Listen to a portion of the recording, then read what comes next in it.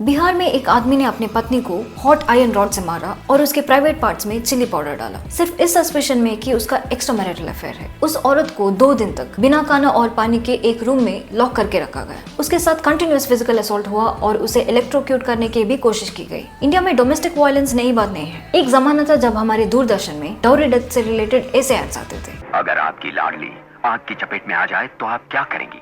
उसे कंबल में लपेटूंगी और फर्श पर लुढ़काऊंगी। बिल्कुल नहीं।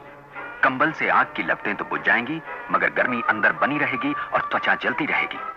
पानी प्रयोग करें, हो सके तो ठंडा पानी। सोचिए, दहेज के नाम पर होने वाले ब्राइड बर्निंग इतनी ज्यादा थी कि सरकार को एड्स बनाकर लोगों को जागरूक करना पड़ता था। ये डाटा मिनिस्ट्री ऑफ स्टैटिस्टिक्स का है। 1990 में डाउरी डेथ्स 4836 थी और 1991 में यह नंबर 5157 थी। Now you must be thinking that आजकल शायद ऐसा नहीं होता होगा क्योंकि हमारा देश काफी आगे बढ़ चुका है और ये 2025 है, लेकिन रियलिटी कुछ और है। एनसीआरबी की रिपोर्ट के हिसाब से 2022 में देयर वर 6450 डाउरी डेथ्स और उसी साल में इंडिया में महिलाओं के खिलाफ 4,45,256 क्राइम्स दर्ज किया गया था, जिसमें से 31% क्रुएल्टी बाय हस्बैंड और रिलेटिव से जुड़े हुए थे। हमारे देश में ऐसे केसेस हो रहे हैं कि जिन्हें देखकर आपको लगेगा कि what kind of society are we living in. Kerala में 2019 में एक केस था जहां एक महिला को भूखा पेट मार दिया गया क्योंकि वो 2 लाख का दहेज नहीं दे पाई, which was demanded shortly after her marriage। जब उसकी डेथ हुई तब उसकी वेट सिर्फ 20 kg था। उसे बस सोक्ड राइस और शुगर सिरप दिया जाता था। और ऐसा नहीं है कि सिर्फ अनपढ़ लोग ये करते हैं। आगरा में एक पुलिस कांस्टेबल को अरेस्ट किया गया जिन्होंने शादी के दिन ही